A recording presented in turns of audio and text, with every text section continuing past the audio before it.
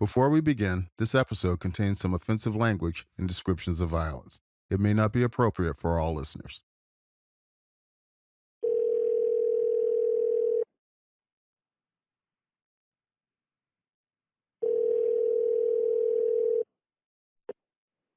You've reached Andrew Ryan from the Boston Globe. Leave a message here. Thank you. This is Dan Grabowski. You dropped off a letter at my house.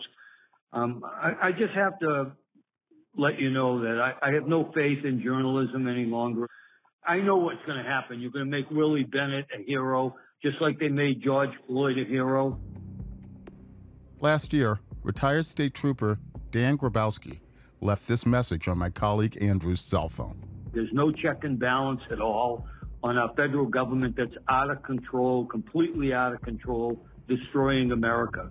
And you people are a critical fail-safe, and you're not performing.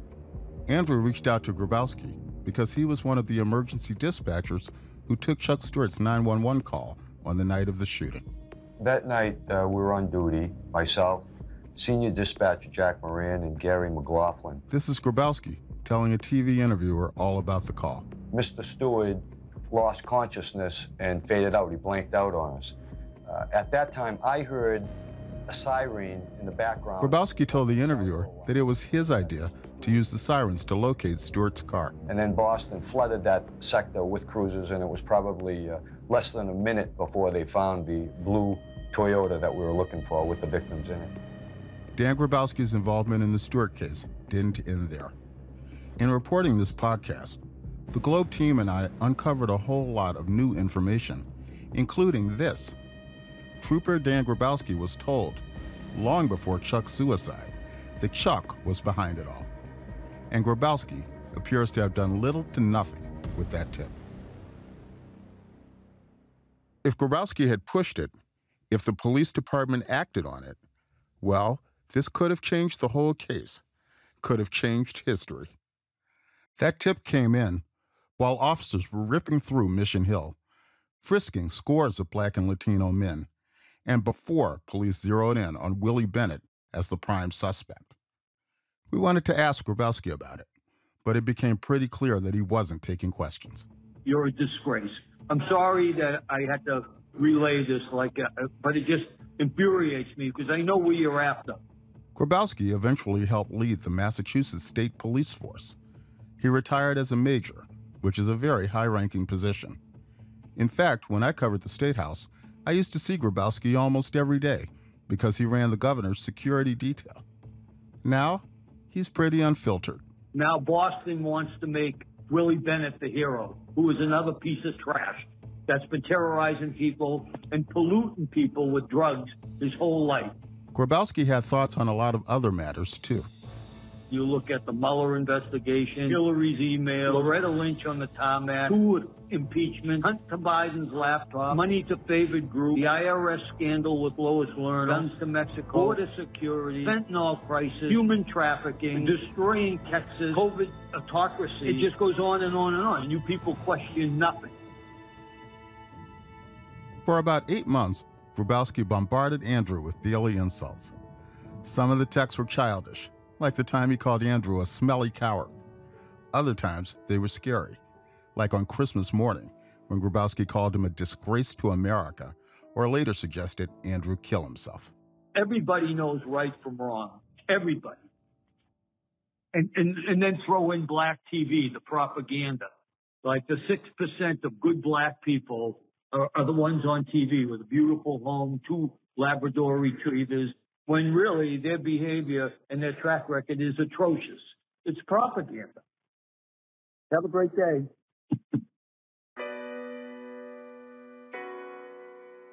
It's been more than 30 years since the Stewart shooting in Mission Hill.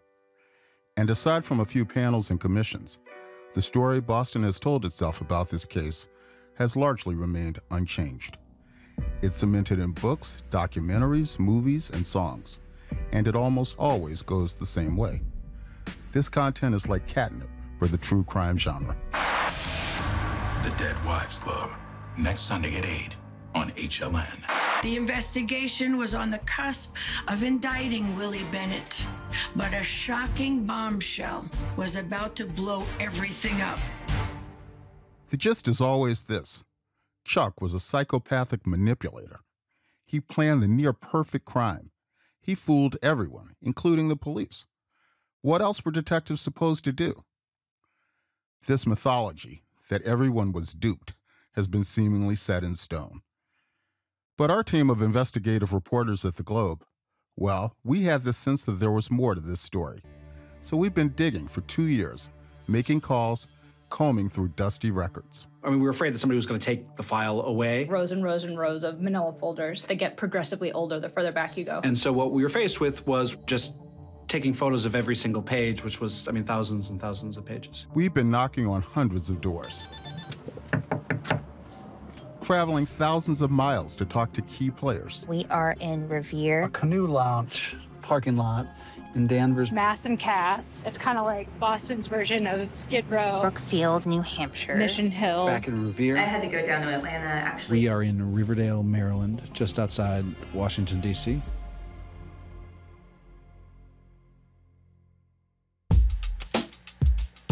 Chuck said, don't say nothing to nobody. This was a young man who was tortured by this. I've known since October 24th, and I'm not going to keep my mouth shut. We're never going to know who killed Carol Stewart, at least in my mind. What we've discovered is pretty wild. And in this episode, we're going to tell you all about it. It should change how you view this case. Heck, if reporters like me had known then what I know now, who knows how this would have turned out. You're about to hear what police would have discovered if only they hadn't bungled the investigation. We'll tell you how Chuck almost got away with murder and about the accomplice who helped him. We'll also reveal a whole whisper network of people, like a ton of folks, who knew Chuck was the mastermind and yet stayed quiet. I'ma speak upon. I'm Adrian Walker, and this is Murder in Boston, the untold story of the Charles and Carol Stewart shooting. Episode 7, The Accomplice.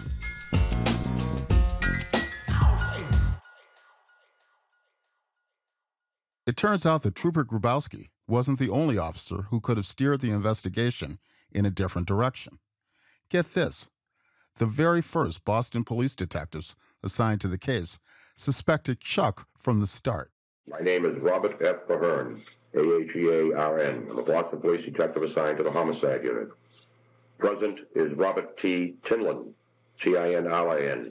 He's also a Boston Police Detective assigned to the Homicide Unit. Robert Ahern and Robert Tinlin worked hundreds of murder cases together. They were detectives to the core.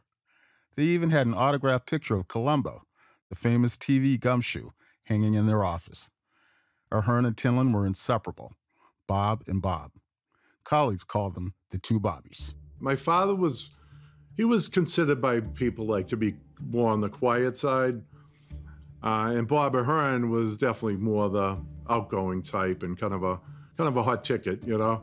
That's Matt Tinlin, Bob Tinlin's son. The two Bobbies died years ago. Bob Ahern was almost like an uncle to me. They were fun together. I like to listen to them two talk. Took their jobs very serious, but they were like kind of colorful, you know what I mean? They were funny to listen to. Ahern and Tinlin were working together on the night of the shooting. They were next on the homicide rotation, meaning that this was their call, their case. They were sent out there to investigate it, and I know from talking to my father, I do know that he went to the hospital. Almost immediately, the two Bobbies had questions for Chuck. And when they talked to him, they found him too calm.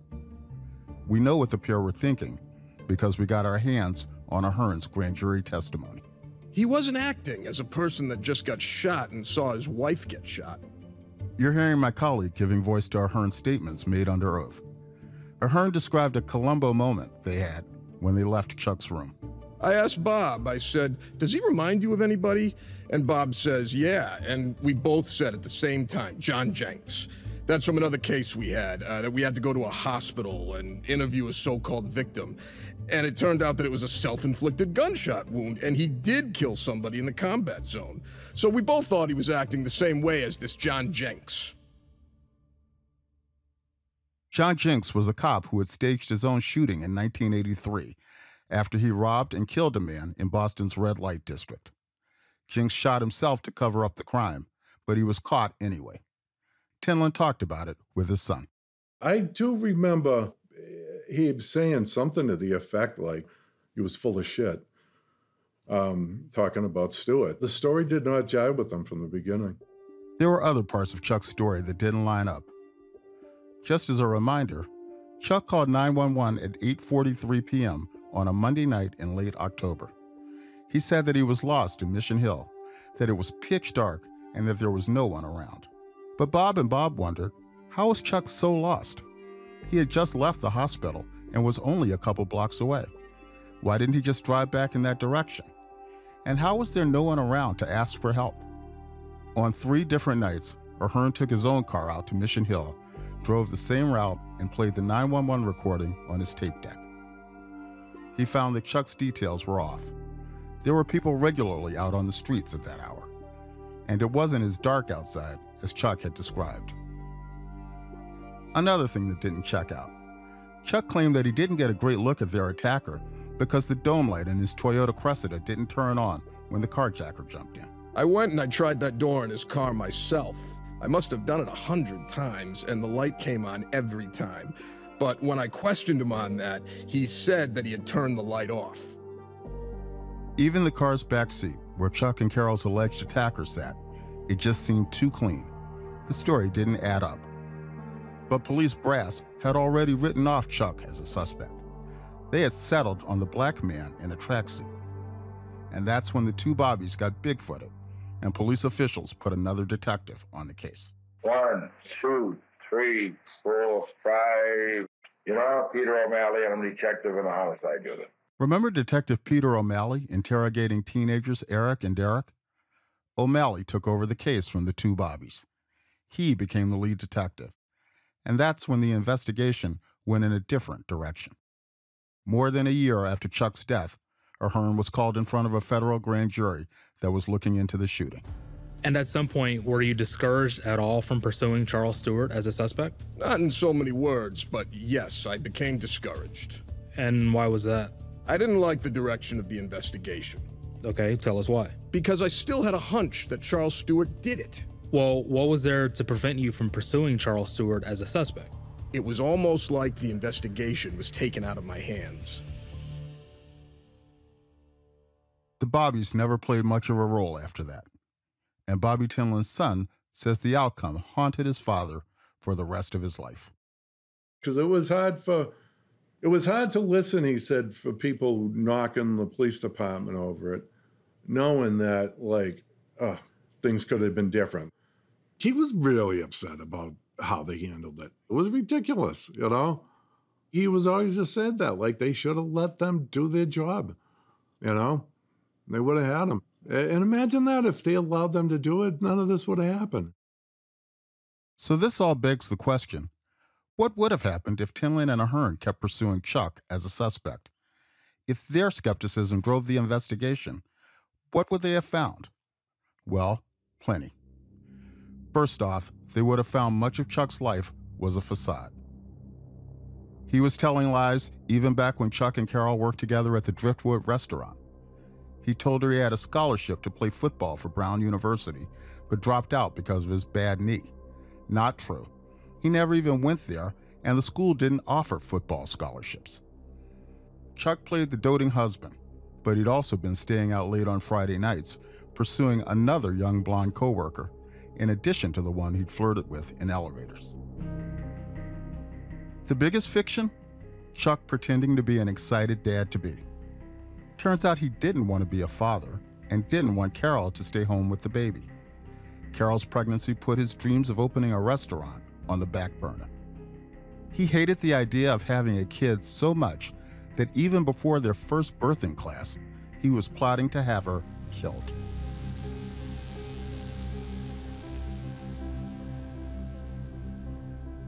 He told me about his wife being pregnant and that he didn't want to have children.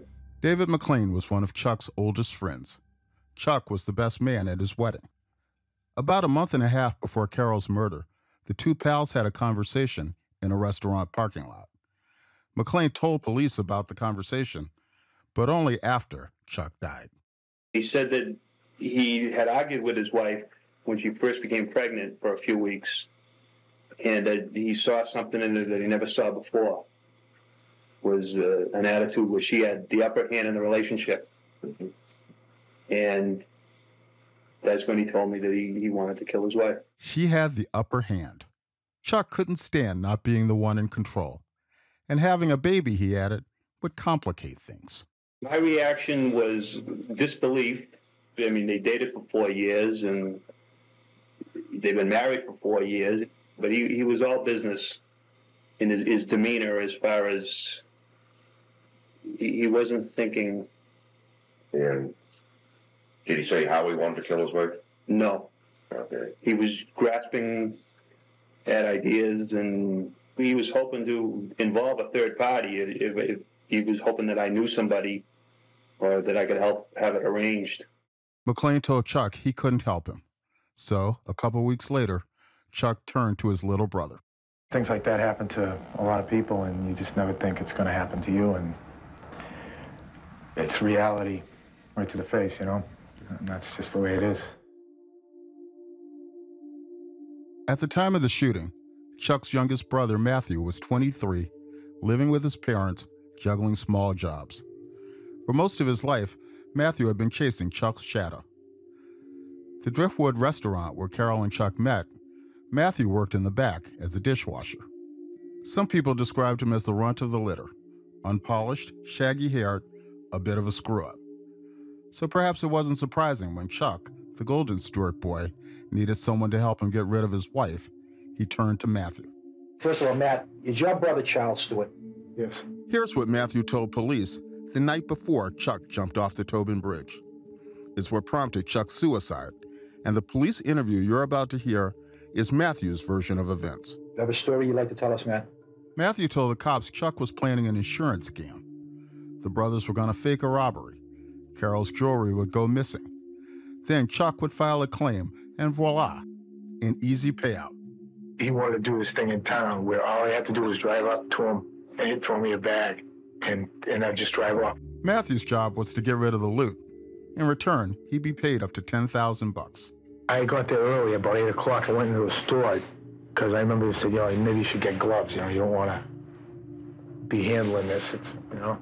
So I got gloves in that store. It was roughly around 8 o'clock. This is the tape of Matthew's actual police interrogation, tape that's never been released publicly. Matthew says Chuck told him exactly where to be. Matthew borrowed a friend's car and waited in a small, empty parking lot. So I pulled in to where I was supposed to be, into that spot, and I waited. And about roughly 10, 15 minutes later, I saw the blue Cressida come around the corner. The blue Cressida, Chuck and Carol's car.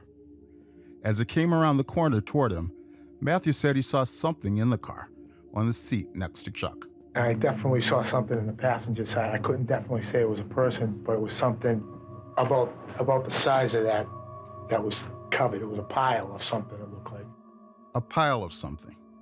That's how Matthew described his dying sister-in-law. When I pulled up to the car, he said, Matt, wait a second. And I'm in my driver's seat. He's in his driver's seat. He said, wait a second. He bent down a little bit, so I'm looking forward, and I'm looking back over at him. I can see something just beyond him, but it's basically a glimpse, a small portion of whatever's there. And then he said, wait a second, and he pulled up. He goes, all right, get the fuck out of here, drive slow. And he gave it a toss with his left hand like that. Through the open window. With the handoff complete, Matthew took off, back to Revere. I pulled out, and I just continued on down Huntington Avenue and home. And when I got home, I opened the contents, and I said, oh, what the hell is this? He didn't mention anything about a gun. What the hell is this? You didn't mention anything about a gun. In his bedroom, Matthew found a gun in the bag, but that's not all. It also contained Carol's wallet and ID, her engagement ring, a Gucci purse, and Chuck's watch. He stashed the bag in a dresser, dropped off the borrowed car nearby, and went back to his family's house. Then I walked in the house, and my parents, my mother, my father, my sister, my brother Mark, and my sister's father-in-law were in the kitchen, and they were up in arms saying Carol was shot.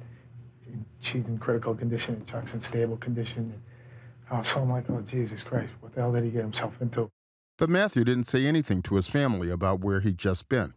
Instead, he booked it to a friend's place. I went over a friend of mine's house who I had been telling him about this stuff all along. Chuck said, don't say nothing to nobody. Whatever you do, don't say nothing to nobody. You know, so I had gone to him and I told him what happened. And he was like, Jesus, what would he get himself into? So more or less, we took the bag. This is the friend you talked to? Yeah. Who's the friend? You give his name. John McMahon. What's his name? John McMahon. John McMahon? Yeah. M-C-M-A-H-O-N. M-C-M-A-H-O-N. John and Matthew were childhood friends and grew up just blocks from each other. They were the same age and even had the same mullet. That night, around 9:30 or 10 o'clock, John, whom everyone calls Jack, told the police that he was at his house watching TV with a few friends. Matt came in the house, kind of upset. He said, Jack, let's go. I gotta talk to you. So we left my house. We went outside, and then he started to tell me that his brother and his brother's wife had been shot. You know, something went wrong, and he had something to get rid of. Matthew wanted Jack to help him get rid of the gun and everything else. Jack didn't ask a lot of questions. The pair hopped into Jack's car and grabbed the bag. We drove down to we drove to Oak Island. We went to the train bridge. I examined the gun. I noticed there was 3 shots fired, 3 dead shells in the gun, and the gun smelled like gunpowder. Because we were still, our curiosity was fired still, and I was checking it out. Jack and Matthew walked out along the railroad trestle toward the water. And then I put like rocks in the drawstring bag and put those in a plastic bag, perforated the bag, and just dropped it down. The ruby ring and the watch was still in there at that point. And we kept the diamond ring. And we threw just threw the gun itself out about maybe 40, 50 feet, just right out off the bridge and down, and then dropped the other stuff, weighted, and it just went down. Both Matthew and Jack claimed that they didn't fully understand what was happening. Though that's hard to fathom. They told police that at this point, they just figured Chuck's insurance scam had somehow gone horribly wrong. We were watching the news, and we saw on the news that they said that Chucky had said that he had been robbed, and he described everything that was in the purse. And then Matt and I looked at each other, and, it just clicked. What clicked? It clicked in that Chucky did it, and he set Matt up, and that we just, basically threw away the murder weapon.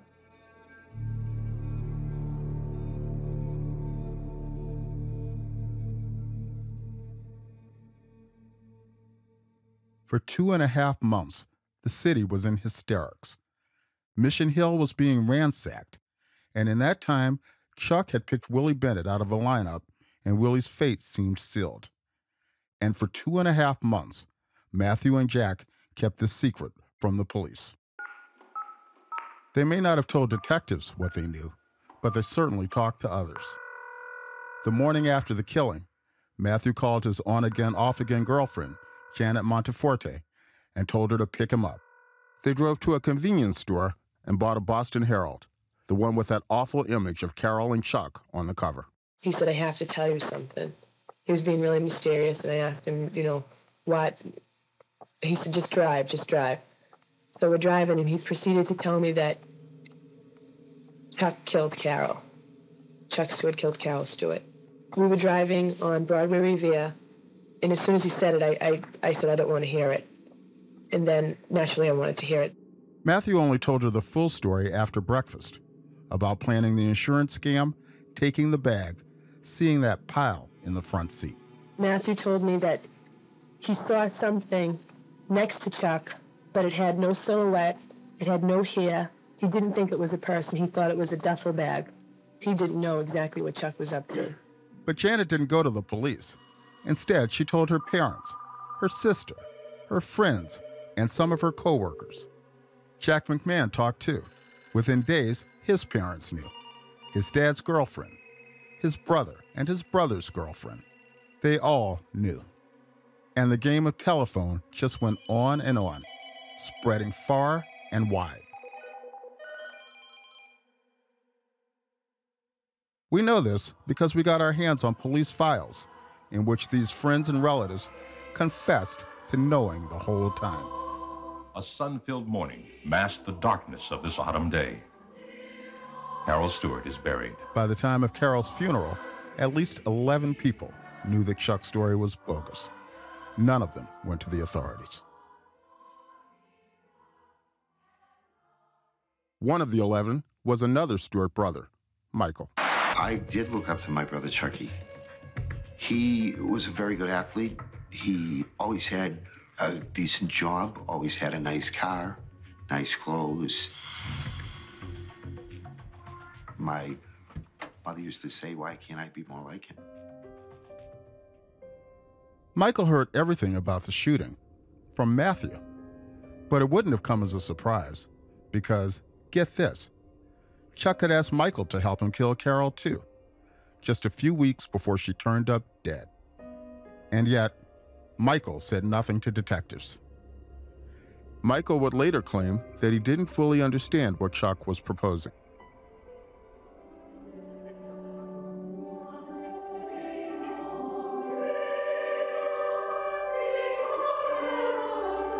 As Michael helped carry Carol's casket, you have to wonder, what was going through his mind as he felt the weight of her body?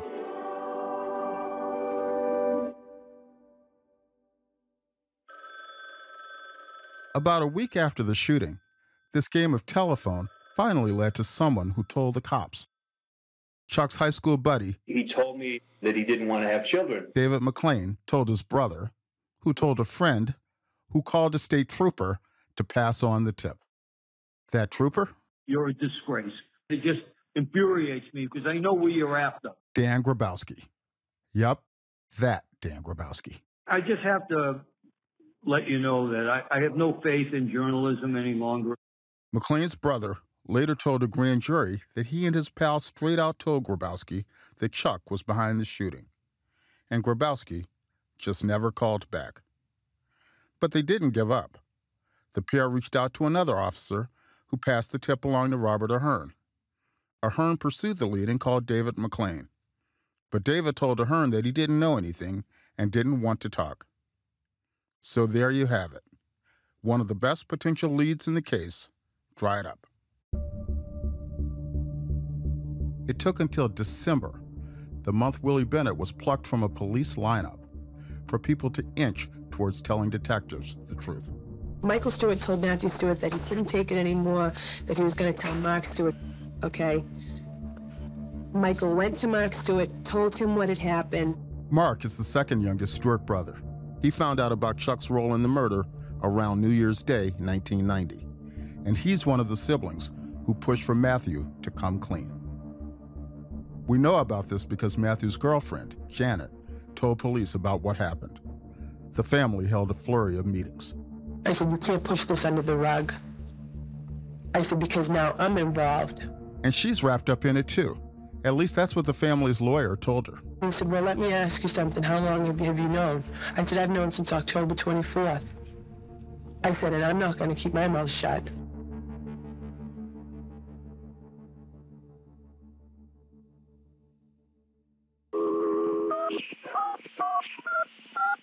The Stewart siblings decided they had to tell their parents about Chuck's crime. Michael.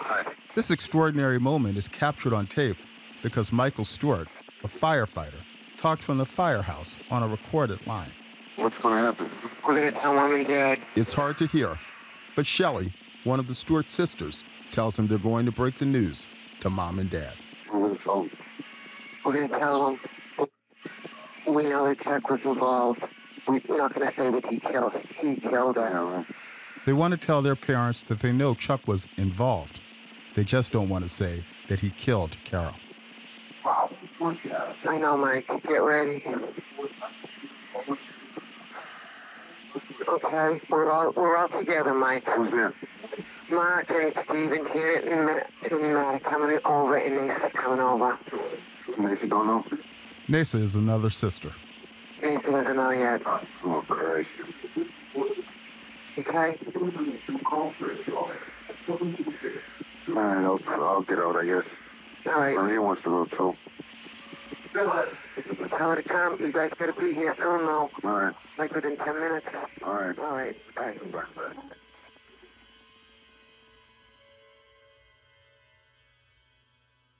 Okay, we did the math. Our reporting shows that at least 33 people, 33, knew in some way or another that Chuck was responsible for Carol's death. All this before Matthew confessed. Now, some of them knew for months. Some of them only knew for a couple of days. 2 of them tried and failed to get the cops to act. For 2.5 months, Chuck got away with murder. And 33 people knew. 33 people. This has never been reported before. The bottom line questions, ladies and gentlemen, in this tragedy seems to have focused on who knew what when. About a week after Chuck's death, the Stewart siblings, save for Matthew, held a press conference. They sat in chairs in a stuffy-looking law office lined with books. Their lawyer said most of the siblings had no clue about Chuck's deceit. And this family, through me, wants it to be known that they had no information as to anything that their deceased brother Charles may have done in any way whatsoever. The appearance that has evolved in my judgment is that some type of conspiratorial scenario existed by and between all these family members sitting around talking about keeping something hidden. That is not true. They want you, the world, to know they loved Carol DeMady. They, to use their words, are on Carol's side. We've reached out to each of the Stewarts who are alive today, even their cousins, and no one wanted to talk. Roughly 34 years later, their name is still synonymous with one of the most shameful chapters in Boston history. Were they morally culpable, or just trying to do right by their baby brother? Of all the siblings, Matthew's hands are the dirtiest.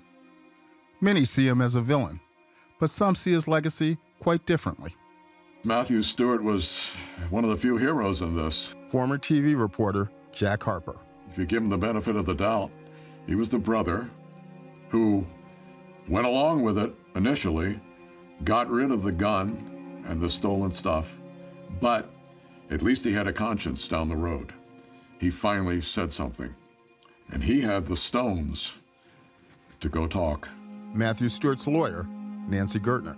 This was a young man who was tortured by this and was actually seeking help from every quarter he could. Here he was saying something that was going to lead to his older brother being imprisoned for the rest of his life. And some people, like Jack McMahon's lawyer, Sarah Bance, think if Chuck hadn't died, Jack McMahon and Matthew Stewart would have got keys to the city, right? They were the heroes.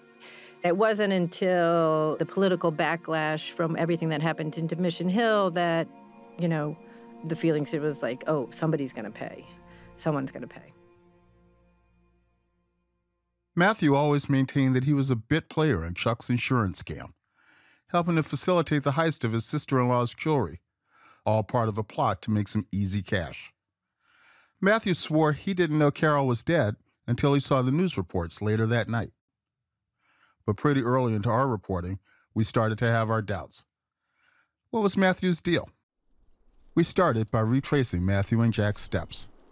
The whole Globe team piled into a rented minivan, drove out to Revere, and walked along the rail trestle near where the pair tossed the gun. From there, the team pulled medical records, police forensic reports, FBI lab notes, and a whole lot more. Eventually, we determined, there's strong evidence that someone else was there that night helping Chuck, and that person may have even pulled the trigger. The first clue? 3 separate witnesses told police they saw a third person in Chuck's car. We took the minivan to Mission Hill and drove the route that Chuck described in his 911 call, just like the detective Bobby Ahern did 34 years ago. But so if we start from where the police believed that call started. Yes. Well, let's listen. Hit auxiliary cable. There we go. Thank you. Okay. All ready? Ready? Yep. Boston, record emergency 510. My wife's been shot. I've been shot. Where is this, sir? I have no idea. I'm off. I was just coming from Tremont, Brigham and Women's Hospital. Today, Mission Hill is a very different neighborhood, but it's still a busy place. People on the sidewalks, living in apartments densely packed together. Huntington Avenue. Drove straight through Huntington Ave. Where are you right now, sir? Can you indicate to me? No, I don't know. Detective Ahern thought folks in the neighborhood would have seen the Stewart's car that night. And we know now that at least 3 people did. There's the Tobin Community Center. I'll tell you more about that later. This is where a bunch of kids got shaken down on the street right out here. The first witness was a basketball coach standing on the steps of the Tobin Community Center. He saw the blue Cressida driving erratically with a person in the back seat. The second witness was a woman in a nearby apartment, watering her plants and watching from a window. There was a witness, a woman by the name of Faith Mickelson, and so she was looking out and she saw the car, and she reported potentially seeing somebody else, like a third person. The third witness was David Wood, who later said that he saw a man getting out of Chuck's car. David Wood, who was driving his car around this block a couple of times looking for somewhere to park, and he noticed a car driving erratically on one of his kind of loops around this block and seeing a third person get out of the back of the car, which is another eyewitness account we have that contradicts this idea that Chuck would have been the only other person in the car and have shot Carol. Unfortunately, we can't ask any of those witnesses what they saw, because all of them are dead.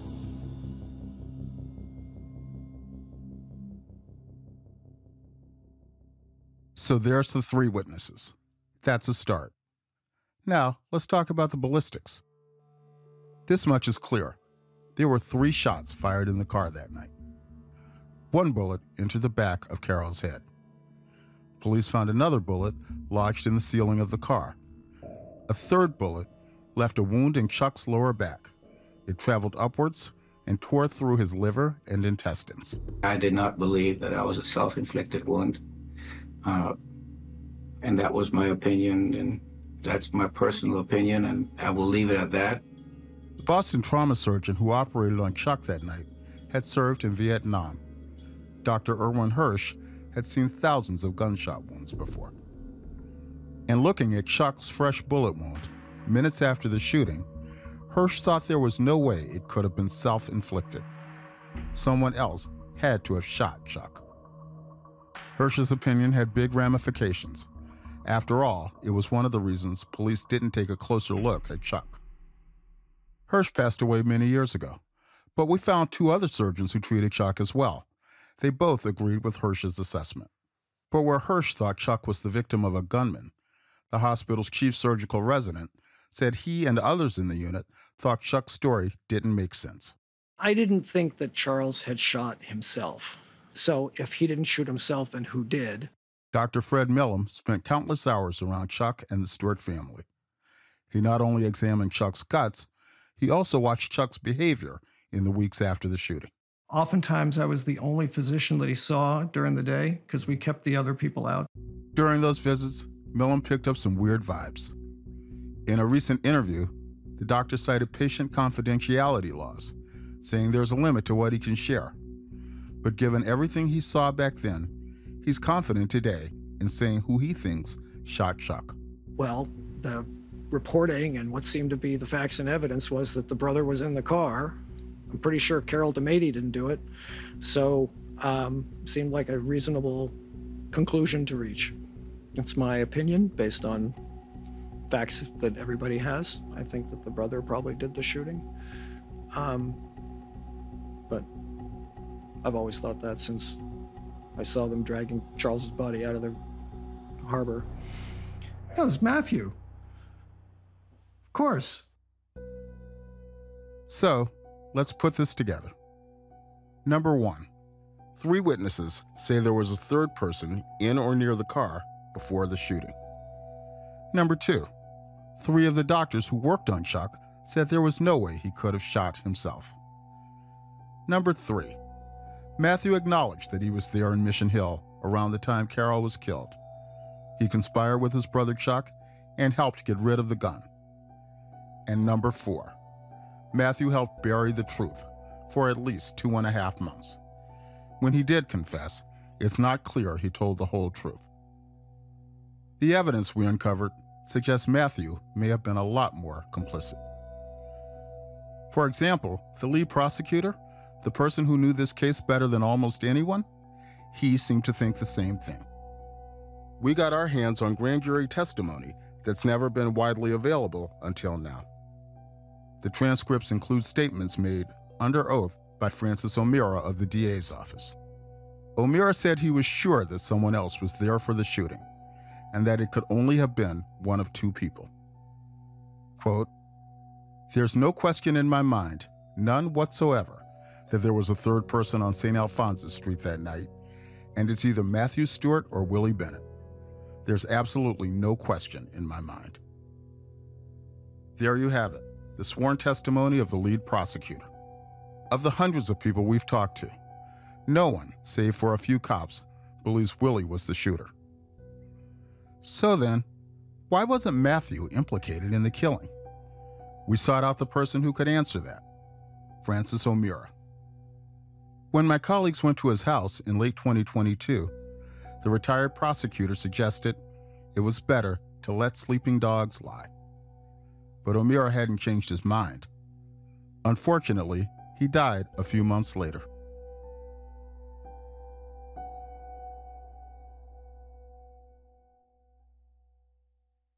A couple years after the murder, the Stewart case was immortalized in this song. Claiming a burglar shot his wife and himself. His pregnant wife lay slumped over. Her dreams corrupted, a young life over. Wild Side by Marky Mark and the Funky Bunch topped the charts in 1991. It told the story of Carol Stewart's murder. The whole plot was an insurance scam. Charles and his brother came up with a plan. Kill Carol, collect the big checks, blame it on a black man. What the heck? And listen, Boston has a love-hate relationship with the Wahlbergs. But however you feel about the Funky Bunch, the song was huge in the early 90s, and it made Matthew's role in the crime part of the cultural lore. Today, Stewart's brother Matthew pleaded guilty to obstructing justice and other charges for disposing of the gun Charles Stewart allegedly used to shoot his wife. In 1992, Matthew Stewart pled guilty to insurance fraud and weapons charges and served 2.5 years in prison. He struggled with drugs following his prison stint, and he died in a homeless shelter in 2011. Matthew's sister, Nasa, was the only Stewart sibling who got back to us. Actually, she had her son call and pass on the message that she didn't want to talk. But we could hear Nasa in the background saying we should portray Matthew as innocent. She believes he had nothing to do with it. There are other people who think Matthew was innocent too, including his lawyer, Nancy Gertner. Sometimes I wonder whether he was telling everyone in the hopes that the police would hear about it, and that he thought that he was doing the rational thing, which is exchanging his information for protection from prosecution. Gertner says Matthew would never have come forward if he had been more complicit. Plus, she noted, a grand jury interviewed nearly 100 people and pored over the case for years. The grand jury tried very hard to indict Matthew for murder. The prosecutors tried very hard to indict Matthew for murder. And the grand jurors resisted that. Nancy even told us the old cliche about how easy it is for a grand jury to indict someone or anything. You know, the classic, the grand jury would indict a ham sandwich. So if the implication is that somehow Matthew was the person in the car, I mean, if there had been a whisper of that evidence, he would have been charged with being an accessory to murder. And that was not a charge that they could bring. We also sought out Matthew's accomplice in ditching the gun, Jack McMahon. It's 2 in the afternoon. I'm across the street from where John McMahon lives. We left a letter for him a couple of weeks ago, and I'm gonna go back and see if he got that letter and if he might be willing to chat with us face to face. He wouldn't talk to us. We tried and tried and tried.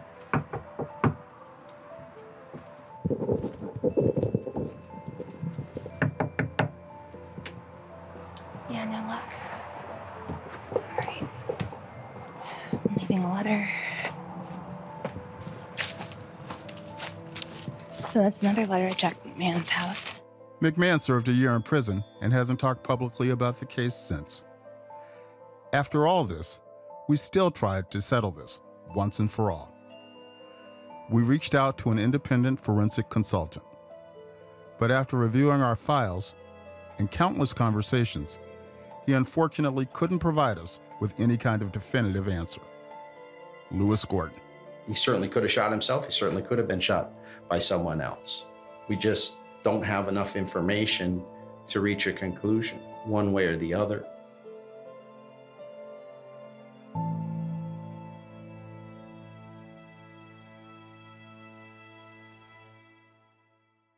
Look, it would be great if I could deliver you some kind of hair sample, some DNA evidence, maybe a smoking gun. But we can't get there. At least we aren't able to pull this off on our own. But maybe someone listening to this knows the truth. Perhaps someone in the Stewart family. If 33 people knew the truth before the cops did, is there one person out there who knows who really pulled the trigger? When we started reporting this podcast, I knew there were a lot of screw-ups in this case. Still, I was shocked to learn how many people were involved in covering this up for Chuck, and how easily the authorities bought into the narrative.